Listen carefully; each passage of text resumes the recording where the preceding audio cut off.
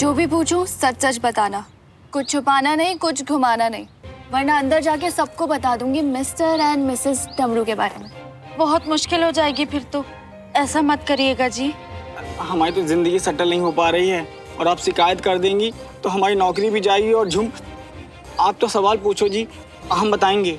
डमरू भैया, झुमरी दीदी यही है आपके साथ, आप चिंता मत कीजिए। मुझे बस ये बताइए कि इन 7 सालों में क्या क्या हुआ। मुझे तो पहले ही भेज दिया था, लेकिन सुमन, उसने क्या किया? सुमन दीदी, उनके बारे में तो सोचकर ही रोना आता है। छोटी ही तो थी कि अचानक उनकी पूरी जिंदगी बदल गई। बहुत तकलीफ देखी उन्होंने और उसी तकलीफ ने उन्हें मजबूत किया। और फिर अचानक फिर क्या? फिर सरवण भैया वापस आ गए और फिर हमारी मजबूत दीदी बदल गई। वो क्यों? क्योंकि जिस दिन से सरवण भैया इस घर में आए हैं, उस दिन से दीदी के मन में क्या चल रहा है कुछ पता ही नहीं चलता है। कभी गुस्सा करती हैं, कभी उदास हो जाती हैं। हमारा तो मन करता है जाके भैया को बोल दें, आप चले जाओ यहाँ से। अरे मन आपकी दीदी का इधर उधर हो रहा है तो आप हमारे भैया को कैसे कुछ कह सकते हैं डमरू जी? आपकी तो यही समस्या है झुमरी जी की पूरी बात सुनती ही नहीं है। हम तो अच्छा, आप कहिए, हम सुन रहे हैं जी। हम तो सुमन दीदी के दिल का हाल बता रहे थे कि वो सिर्फ गुस्सा नहीं करती हैं, जब कभी खुश होती हैं तो हम भी खुश हो जाते हैं। और सुमन अचानक से खुश क्यों? सरवण भैया से थोड़ा बात करके, लड़के या किसी और वजह से खुश होती हैं तो अच्छा है ना। फिर तो सरवण भैया बेशक यहीं रह जाएं, खत्म करें इस मनहूस की दुश्मनी को। फिर तो रोज आलू के पराठे बना के खिलाएंगे। हम भी यही चाहते हैं जी।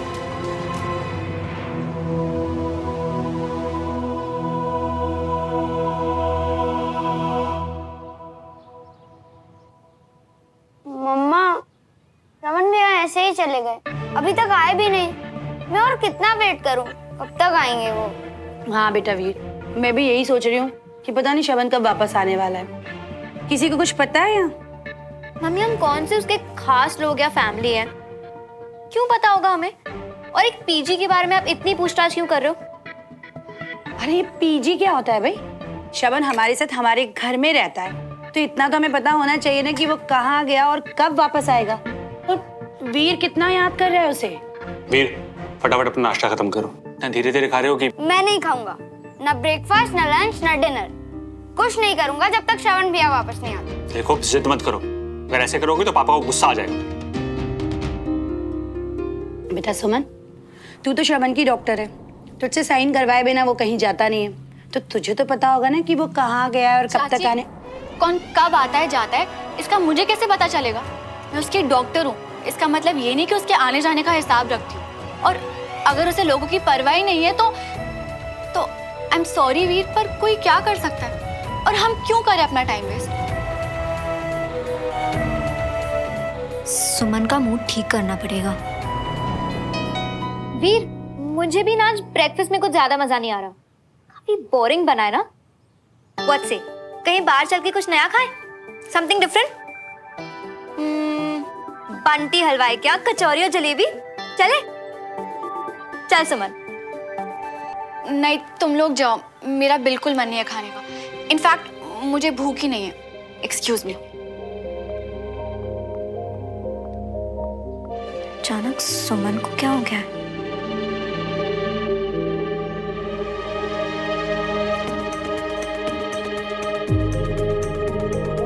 जिन चीजों से मुझे कोई फर्क ही नहीं पड़ना चाहिए, वो चीजें मुझे इतना अफेक्ट क्यों कर रही हैं? एक मैं हूं यहाँ जिसने अपना और घर पे सबका दिमाग खराब कर रखा है, और एक वो श्रवण। फर्क पड़ना तो छोड़ो, वो तो मेरा फोन तक नहीं उठा रहा। जाए भाड़ में मेरी बला से।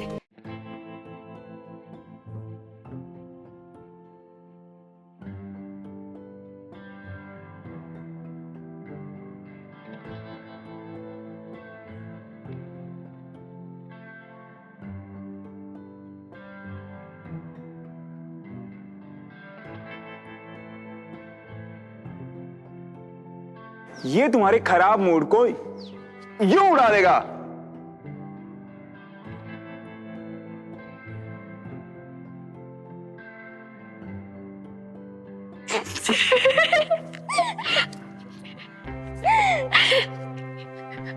लट्टू जैसे गाल पे मिर्च जैसी नाक वाली अपनी फोटो देख के तुम खुश हो जाओगी, मुझे पता था।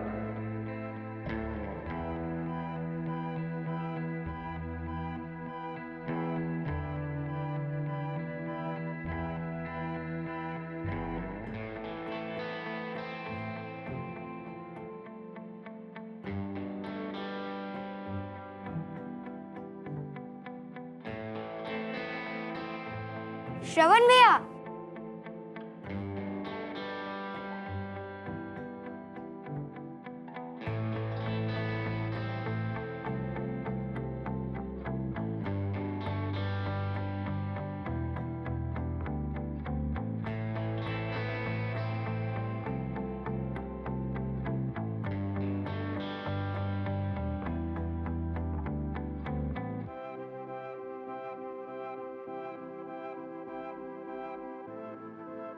कैसा है चैंप? अरे श्रवण, बेटा बहुत लंबी उम्र है तुम्हारी। अभी मैं सुमन से पूछ ही रही थी कि तुम ऐसे बिना बताए कहाँ चले गए। टीना, वो बेचारा अभी अभी तो बाहर से आया, उसको थोड़ा रेस्ट तो करने दो। श्रवण, तुम्हारे बिना इसने इतने नखरे किए ना ब्रेकफास्ट करने में, तो प्लीज इसके साथ ब्रेकफास्ट कर लेना, और तुम भी ब्रेकफास्ट कर लेना। हाँ, अच्छा मैं चलता। चलो श्रवण भैया।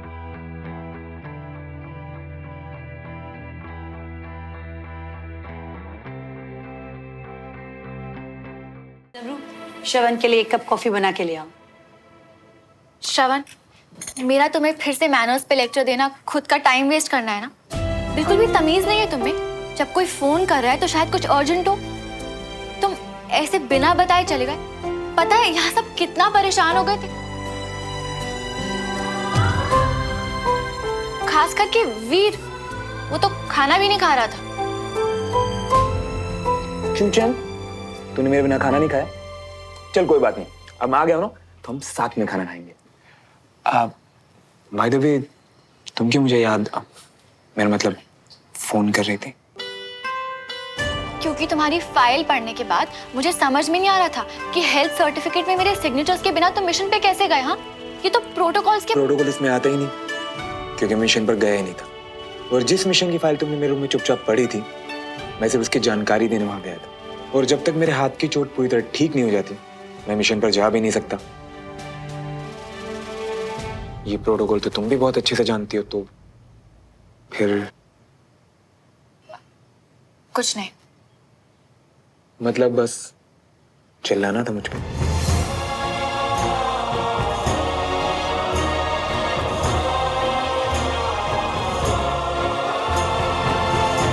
चलो भाई, अब सब ठीक है तो नाश्ता करो सब मिलके। चाची, कंचा ने बहुत अच्छा आइडिया दिया था, हम नाश्ता करने के लिए बाहर जाएंगे। आइडिया तो पहले भी अच्छा ही था बहन, पर तेरा मूड नहीं था तब जाने का। हाँ तो अब बोल रही हो ना, चल चलते हैं। चल। तो चलेगा भी? नहीं, मैं तो श्रवण भैया के साथ बैठकर नहीं खाऊं। आप लोग जाओ।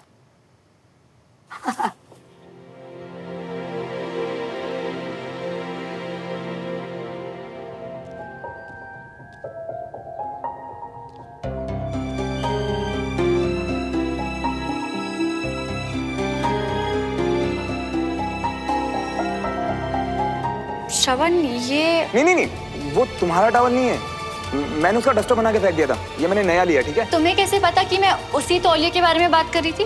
ये सुमन का। सुमन, अरे यार ये क्या, कुछ काम होगा, रुक।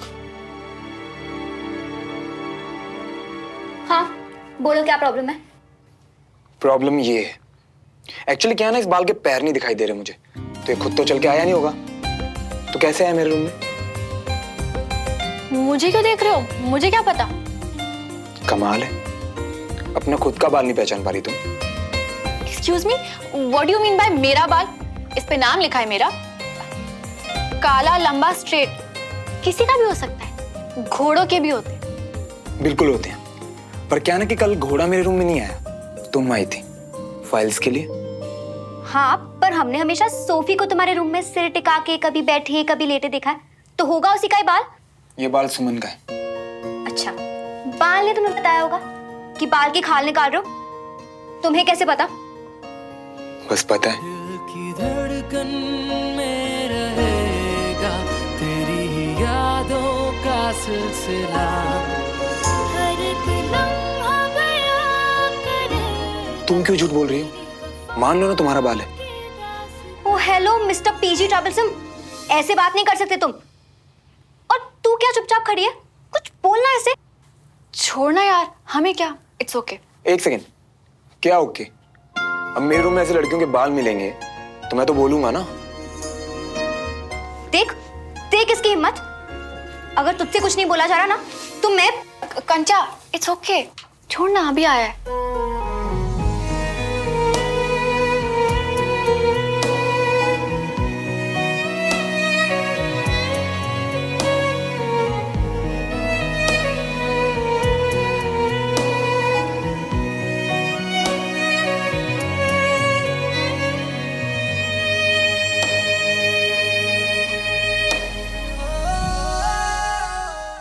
पुरानी वाली सुमन अगर अपने बारे में इतनी गलत बातें सुनती ना तो ना सिर्फ फौरन बोलती पर अच्छा खासा सुना देती उसे।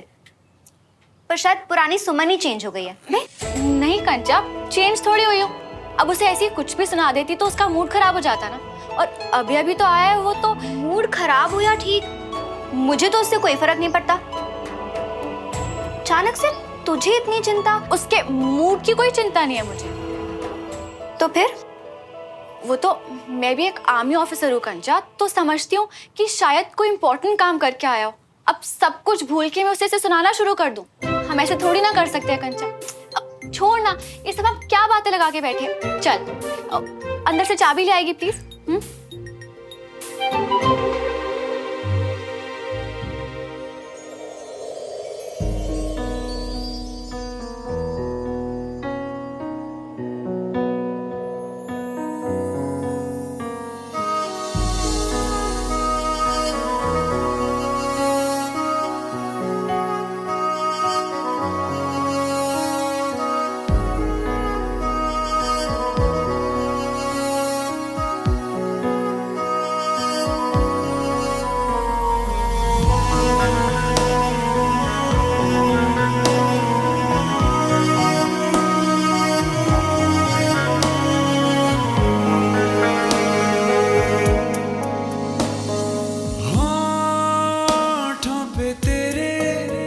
शिकवों का शोर है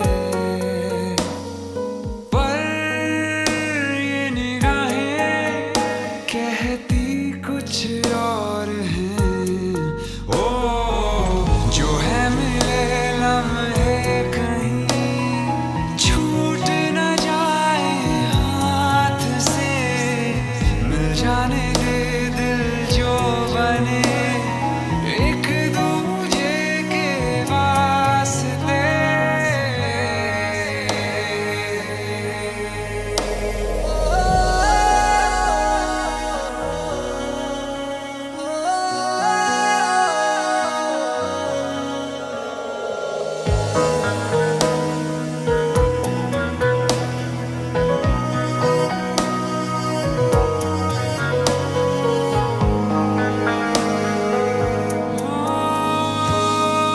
क्यों है दबी सी ख्वाहिश दिल में तेरे बेवजह, हो जाके जरा उसे बोल दे चाहता जिसे तू रहा हो।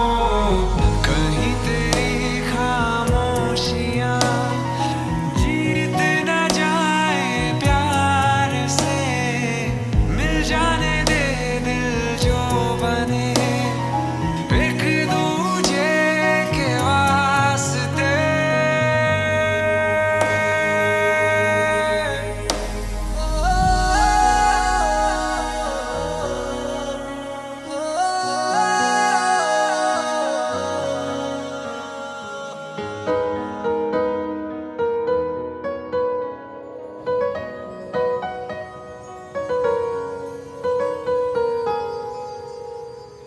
ये फीलिंग्स जो श्रवण के लिए थी पहले, वो कभी गई ही नहीं या फिर लौट आई हैं, क्योंकि इस पल में मैं फिर वही सब महसूस कर रही हूँ। और डर लग रहा है कि वो अब शायद ऐसा फील नहीं करता।